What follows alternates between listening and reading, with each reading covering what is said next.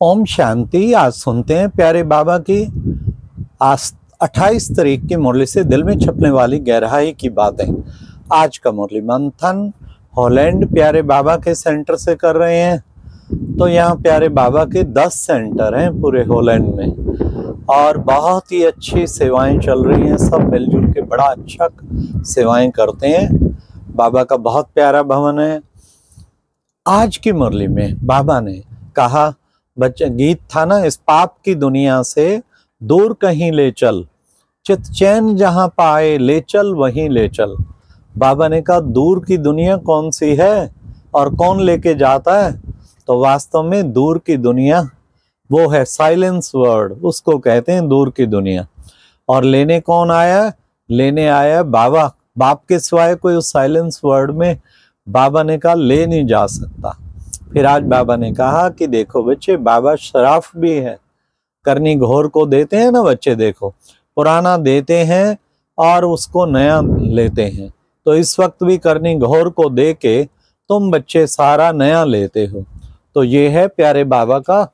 तो बाबा ने कहा मैं हूं गुप्त, मैं गुप्त रूप से आता हूं। अच्छा बच्चे, आज बाबा के सामने एक नर्स बैठी थी। बच्ची तुम दूसरी सेवा भी कर सकते हो। तो बच्ची तुम जैसे नर्स वालों रोगियों को ठीक करती हो ना, तो औरों को भी निरोगी बनाने की सेवा, ये रूहानी सेवा। उन्हें को बाप को याद करो तो निरोगी हो जाएंगे। हो सकता है कि तुम्हारे द्वारा साक्षात्कार हो जाए। योग युक्त होकर समझाएंगे तो बड़े बड़े सर्जन भी आके चरणों में पड़ेंगे। आज बाबा ने कितनी बड़ी बात कही। सचमुच कई जगह तो डॉक्टर भी आके चरणों में पड़ते हैं। बहुत जगह बहनें ऐसी सेवा करती हैं। फिर बाबा ने कहा अच्छा बच्चे देखो, ये तो मन मना भाव का मंत्र सबको देते हो। मन मना भाव बच्चे, बस एक बाप को याद करो तो तुम्हारे विक्रम विनाश होंगे। बाबा कहते हैं पास वेदानर कितने होंगे? 8।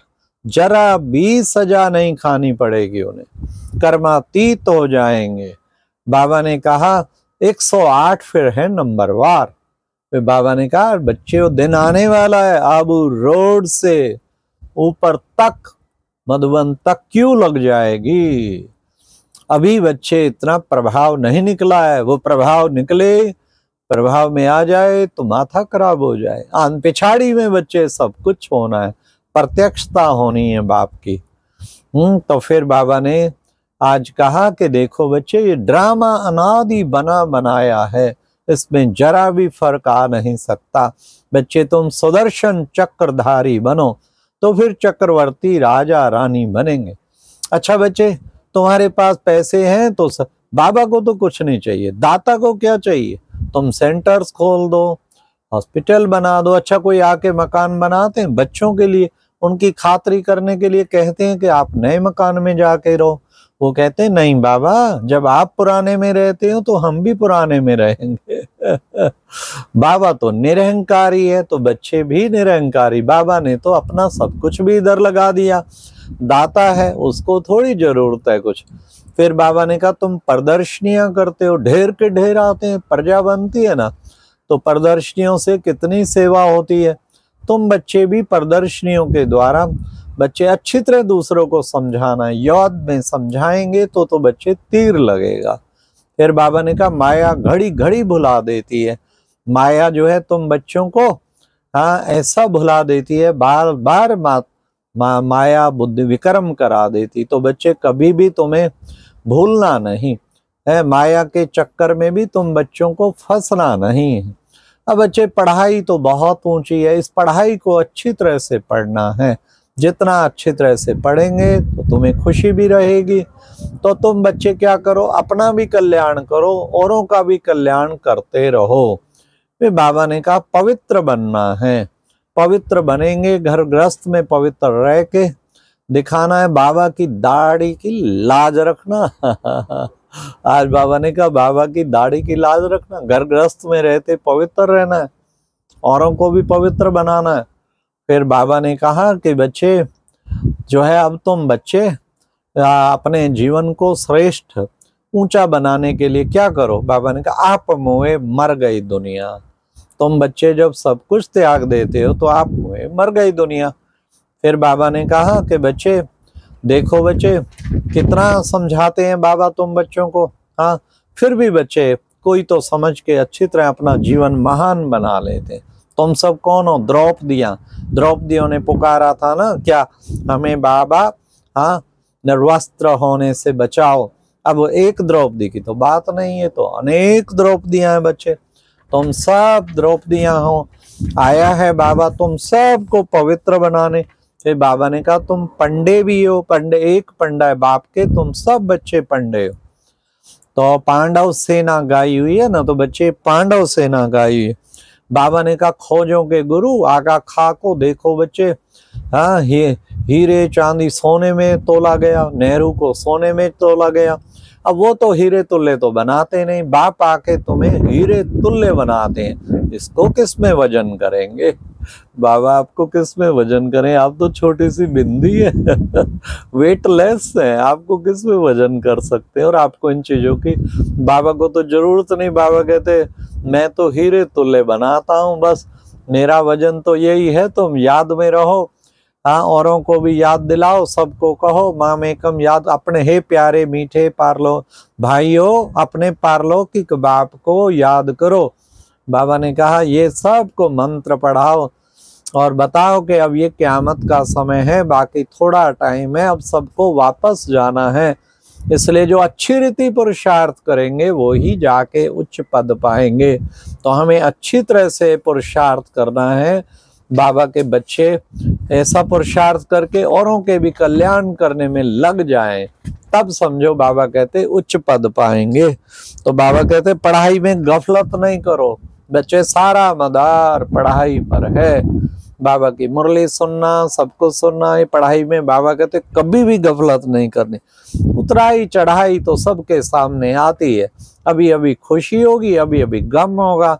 तो बच्चों को घबराना नहीं है। माया अपने रूप दिखाती है तो बच्चों को घबराना नहीं है।